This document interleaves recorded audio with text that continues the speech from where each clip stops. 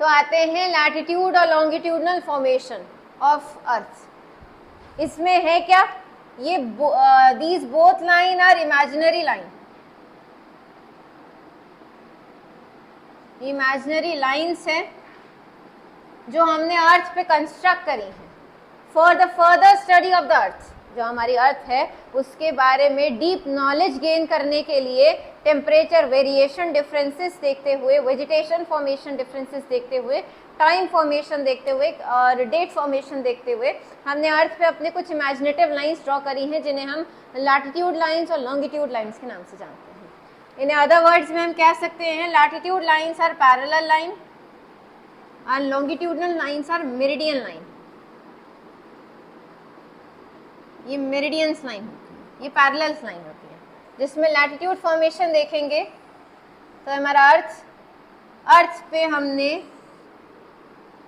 जो इस तरीके से लाइन कंस्ट्रक्टेड करी हैं इन्हें हम लैटिट्यूड लाइन बोलते हैं। अब ये एक दो नहीं है, ये हमने कुछ मेन इंपॉर्टेंट से कंस्ट्रक्ट करी हुई है जो अर्थ को कंप्लीट तरीके से हेमिस्फीयर में डिवाइड करती हुई जो लाइंस आती हैं इन्हें हम लैटिट्यूड लाइन के नाम से जानते हैं। ठीक है, जिसमें जो सेंटर वाला लाइन है इसे हम 0 डिग्री इक्वेटर के नाम से जानते हैं, जो अर्थ को 2 इक्वल हाल्व्स में डिवाइड करता है। नदर पार्ट को हम नदर्न हेमिस्फीयर के नाम से जानते हैं और सदर्न पार्ट को हम सदर्न हेमिस्फीयर के नाम से जानते हैं। ठीक है, जिसमें इसके अबव द सरफेस वाली लाइंस में हमने टोटल जो लाइंस कंस्ट्रक्टेड करी हैं वो 90 लाइंस कंस्ट्रक्टेड करी हैं। अब ये 90 लाइन ही क्यों कंस्ट्रक्ट हुई, इसमें 91, 92, 180 लाइन हमने कंस्ट्रक्ट क्यों नहीं करा? तो ये जो लाइन कंस्ट्रक्शन है ये हमने एंगुलर डिस्टेंस के अकॉर्डिंग करा है। एंगुलर डिस्टेंस मतलब आप ये देख रहे हैं तो एक डी लाइक सरफेस क्रिएट हो रहा है और डी लाइक सरफेस में जो यहाँ पे लाइन कंस्ट्रक्टेड रहती है 1, 2, 3, 4, 90 यहाँ तक और ये 180। तो ये लाइन कैसे है, ये इस लाइन से इस लाइन के बीच का जो डिस्टेंस है इसे हम एंगुलर डिस्टेंस बोलते हैं। तो इसी एंगुलर डिस्टेंस के अकॉर्डिंग हमारे नदर्न हेमिस्फीयर में 90 लाइन कंस्ट्रक्टेड है as well as southern hemisphere में भी 90 लाइन कंस्ट्रक्टेड है। ठीक है, तो टोटल नंबर ऑफ लाइंस जो हमारे लैटिट्यूडनल फॉर्मेशन पर हैं वो है 90 + 90 + 0 डिग्री, तो 181। टोटल हमारी अर्थ पे 181 लैटिट्यूडनल लाइन कंस्ट्रक्टेड है, जिसमें every latitudinal line has equivalent number of distance. Equivalent distance है दोनों के बीच में, हर लैटिट्यूडनल लाइन पे इक्विवेलेंट डिस्टेंस है जो कंप्लीटली आता है 111.17 किलोमीटर का। अगर इसे हम अप्रॉक्सीमेटली लें तो अराउंड 111 किलोमीटर डिस्टेंस रहता है एवरी 2 लैटिट्यूडनल लाइन। ठीक है, अभी लैटिट्यूडनल लाइन हमने कंस्ट्रक्ट क्यों करा? तो कंस्ट्रक्शन फॉर्मेशन का रीजन है सन का अपेरेंट पोजीशन। सन का अपेरेंट पोजीशन मतलब जो हमारी अर्थ है वो सन के रिस्पेक्ट में उसके पाथ पे, एक्सिस पे रोटेशन कर रही है और रोटेशन के साथ साथ अर्थ अपने सरफेस से 23.5 डिग्री टिल्टेड है, झुकी हुई है। तो इस टिल्टेडनेस की वजह से सन का जो पोजीशन है वो नदर्न हेमिस्फीयर और सदर्न हेमिस्फीयर में चेंज होता रहता है। कभी ये सदर्न हेमिस्फीयर पे ज़्यादा रहता है तो कभी ये नदर्न हेमिस्फीयर पे आता है। तो इसी अपेरेंट पोजीशन की वजह से अर्थ पे जो सनलाइट है वो डिफरेंट इंटरवल में डिफरेंट फॉर्मेशन से आती है। इसी सनलाइट की वजह से अर्थ के ऊपर प्लेसेस पे टेम्परेचर वेरिएशन है, प्लस टेम्परेचर की वजह से यहाँ पे वेजिटेशन वेरिएशन है। वेजिटेशन मतलब natural vegetation, the forested cover area और the tree cover area which does not involve the activities of anthropogenic activity, मतलब ह्यूमन बीइंग का इन्वॉल्वमेंट जिस भी वेजिटेशन में नहीं होता, नेचुरल तरीके से वो ग्रो करती है by the cross pollination, self pollination और एनिमल पॉलिनेशन। इन सभी प्रोसेस से जो ट्रीज अपने आप ग्रो होते हैं डेंसली कवर्ड एरियाज में, इन्हें हम वेजिटेशन बोलते हैं। तो अर्थ पे अलग अलग प्लेसेस पे अलग अलग वेजिटेशन है। इसी वेजिटेशन की वजह से यहाँ पे जो फौना है मतलब एनिमल स्पीशीज वो भी डिफरेंट मिलती है। इक्वेटर एरियाज पे देखेंगे तो यहाँ पे temperature loving area, temperature loving animals मिलते हैं। मतलब जहाँ पे हाई टेम्परेचर प्रेजेंट करने वाले जो एनिमल्स है वो हमारे इक्वेटर्स पे प्रेजेंटेड है, और जो एनिमल्स जिस पे टेम्परेचर हैबिटेट ज़्यादा लो टेम्परेचर का है वो पोलवर्ड एरियाज पे देखने को मिलते हैं। तो वेजिटेशन और फौना टेम्परेचर के वेरिएशन के अकॉर्डिंग यहाँ पे है। सेकेंडली यहाँ देखेंगे तो लैटिट्यूडनल फॉर्मेशन के साथ क्लाइमेट वेरिएशन भी रहता है।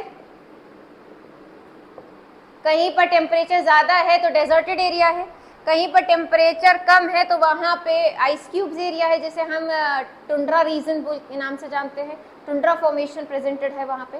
तो ये फॉर्मेशन जो है सनलाइट के फॉल होने की वजह से है, और ये जो सनलाइट का पोजीशन चेंज होता है वो सन के अपेरेंट पोजीशन पे है। ये हम नेक्स्ट चैप्टर में पढ़ने वाले हैं किस तरीके से अपेरेंट पोजीशन चेंज होता रहता है सन का। तो ये जो लैटिट्यूडनल फॉर्मेशन है ये हमें स्टडी कराता है अर्थ पे टेम्परेचर डिफरेंसेस का, वेजिटेशन डिफरेंसेस का, फ्लोरा फौना डिफरेंसेस का, और क्लाइमेटिक वेरिएशंस का। इन सभी को हम अर्थ पे लैटिट्यूडनल लाइन के थ्रू कंस्ट्रक्ट करते हुए स्टडी करते हैं। अब एवरी लैटिट्यूडनल लाइन के बारे में तो हम नहीं पढ़ेंगे, इसमें कुछ स्पेसिफिकली जहाँ पे मेजर चेंजेस आते हैं तो उन मेजर चेंजेस वाली लैटिट्यूडनल लाइंस को हम मेजरली अपने अर्थ का डिवीजन लेके चलते हैं। ठीक है, जिसमें सेंटर वाला पार्ट आता है इक्वेटर, इसके अबव 23.5 डिग्री नॉर्थ को हम ट्रॉपिक ऑफ कैंसर के नाम से जानते हैं। इसके अबव 66.5 डिग्री नॉर्थ को हम आर्टिक सर्कल के नाम से जानते हैं, और 90 डिग्री को हम नॉर्थ पोल के नाम से। सेम ऐसे ही 23.5 डिग्री साउथ को हम tropic of Capricorn, 66.5 degree south Antarctic circle, and 90 degree south pole. ये मेजर कुछ लैटिट्यूडनल लाइन हमने कंस्ट्रक्ट करी हुई है, जिसमें ट्रॉपिक ऑफ कैंसर से लेकर ट्रॉपिक ऑफ कैप्रिकॉर्न में सेम अमाउंट ऑफ टेम्परेचर यहाँ पे वेराइड रहता है। यहाँ पे टेम्परेचर हाई रहता है, हाई टेम्परेचर होने की वजह से इवेपोरेशन होता है, इवेपोरेशन ज़्यादा इंक्रीज होगा, मैक्स होगा तो कंडेंसेशन होगा, कंडेंसेशन होगा तो प्रेसिपिटेशन होगी। मतलब टेम्परेचर और रेनफॉल बेयरिंग एरियाज जो है, इन एरियाज को हम ट्रॉपिक ऑफ कैंसर से ट्रॉपिक ऑफ कैप्रिकॉर्न के बीच में लाइन अप करते हैं, जिन्हें हम ट्रॉपिकल रीजन के नाम से जानते हैं, और इन्हें हम टॉरिड जोन के नाम से भी जानते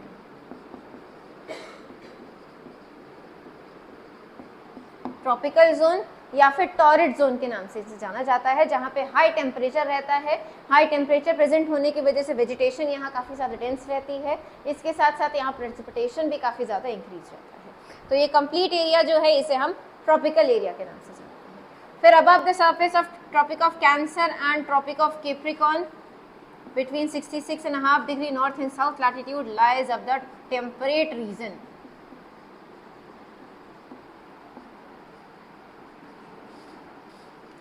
इसे हम टेम्परेट रीजन के नाम से जानते हैं। टेम्परेट रीजन मतलब moderate amount of temperature with moderate amount of rainfall. और जैसे जैसे टेम्परेट रीजन में हम हायर लैटिट्यूड में इंक्रीज होते हैं, टेम्परेचर डिक्रीज होता चला जाता है, यहाँ पे टेम्परेचर का डिक्रीमेंट रहता है, तो इस वजह से इसे हम टेम्परेट रीजन के नाम से जानते हैं। फिर above the surface of Arctic circle and Antarctic circles, इसे हम फ्रिड जोन।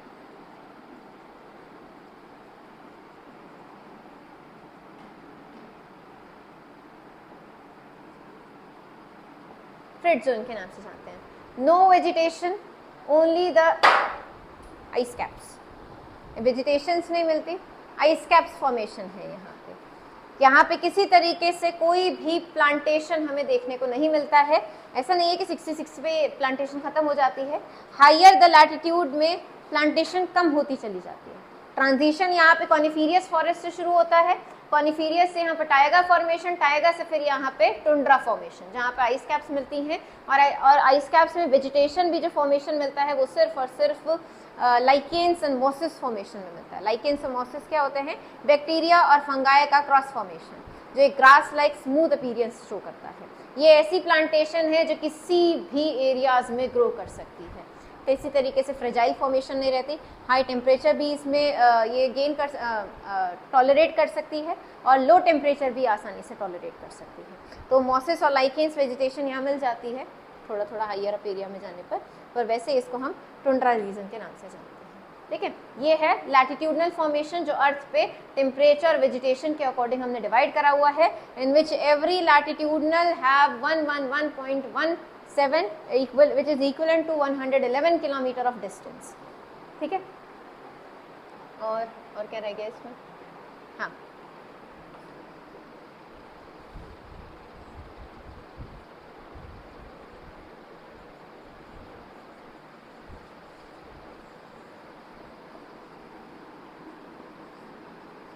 ग्रेविटेशनल फोर्स हमारे अर्थ पे जैसे जैसे हम इक्वेटर से पोलवर्ड डायरेक्शन में मूव करना शुरू करते हैं, ग्रेविटेशनल फोर्स इंक्रीज हो जाता है। मतलब low formation of gravitational force exerted on equator and higher formation of gravitational force exerted on poleward areas. अब ऐसा नहीं है कि इतना ज़्यादा हाई हो जाता है कि वैल्यू 9.8 से 10 हो जाती है, बहुत माइन्यूट सा डिफरेंस रहता है यहाँ पे। उसी माइन्यूट डिफरेंस को भी हमने इसमें क्लैरिफाई करा है कि जो हमारे इक्वेटर फॉर्मेशन है, जब हम इसे पोलवर्ड डायरेक्शन में मूव करते हैं तो ग्रेविटेशनल फोर्स इंक्रीज होता है। वाई? क्यों? हमने कल एटमॉस्फेयर भी देखा था कि एटमॉस्फेयर फॉर्मेशन पे जो एटमॉस्फेयर में सबसे first layer of atmosphere which is called troposphere, इसका जो एल्टीट्यूड है वो इक्वेटर पे 18 किलोमीटर और पोलवर्ड एरियाज पे 8 किलोमीटर रहता है। ऐसा क्यों? रीजन क्या था? बल्जनेस। हमारी जो अर्थ है, अगर इसका हम शेप देखेंगे तो अर्थ का शेप कंप्लीट ना तो स्फेरिकल है, ना ही ओवल है और ना ही राउंड सरफेस है। अर्थ का जो शेप है वो जियोइड है। जियोइड मतलब जो हमारी अर्थ है वो सेंटर से बल्ज है और पोल एरियाज पे फ्लैट फॉर्मेशन है। ये रीजन अर्थ के सन के around revolution and it's rotation और रेवोल्यूशन की वजह से अर्थ पे दो फोर्स एक्सर्ट होते हैं, सेंट्रीपिटल फोर्स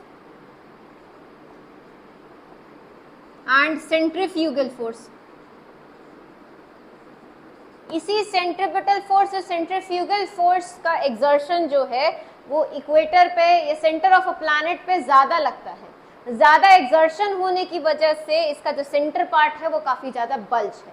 अब जितना बल्ज होगा उतना ही वो सेंटर से डिस्टेंस ज्यादा हो जाएगी। अगर हम पोलवर्ड एरियाज में देखेंगे तो यहाँ से अगर हम रेडियाई निकालें इसका और इक्वेटर से रेडियाई निकालें तो दोनों के बीच में डिफरेंस है। इक्वेटर का रेडियाई ज्यादा होगा in comparison to the poleward area. तो जो सेंट्रीफ्यूगल फोर्स है वो इनवर्सली प्रोपोर्शनल रहता है ग्रेविटेशनल फोर्स के। मतलब जितना ज्यादा सेंट्रीफ्यूगल फोर्स उतना ही हम ग्रेविटेशनल फोर्स कम लगता है, और जितना कम सेंट्रीफ्यूगल फोर्स ग्रेविटेशनल फोर्स उतना ही ज्यादा एक्सर्ट होता है। तो सेंटर ऑफ द अर्थ पे सेंट्रीफ्यूगल फोर्स ज्यादा लगता है, जिसकी वजह से इक्वेटर एरियाज पे ग्रेविटेशनल फोर्स कम है। ठीक है, पोलवर्ड एरियाज पे सेंट्रीफ्यूगल फोर्स कम लगता है, जिसकी वजह से ग्रेविटेशनल फोर्स यहाँ पे हाई है। तो फर्स्ट रीजन अर्थ का जियोइड शेप। जियोइड शेप होने की वजह से अर्थ पे ग्रेविटेशनल फोर्स इक्वेटर एरियाज पे कम लगता है और पोलवर्ड एरियाज पे ज्यादा लगता है। सेकेंड रीजन इसमें ग्रेविटेशनल फोर्स का सेंटर ऑफ अर्थ पे ज्यादा लगने का रीजन वही है, इसको एक्सप्लेन करते हैं। एक तो इसका शेप बता दिया जियोइड शेप, और एक फॉर्मेशन बता दिया इसका सेंट्रीफ्यूगल फोर्स का। Geoid shape and centrifugal force inversely proportional to gravitation. ये दो रीजन है जिसकी वजह से अर्थ के डिफरेंट एरियाज पे अलग अलग ग्रेविटेशनल फोर्स एक्सर्ट करता है। ठीक है, यहाँ पे आपका कंप्लीट तरीके से ये लैटिट्यूडनल फॉर्मेशन कंप्लीट हो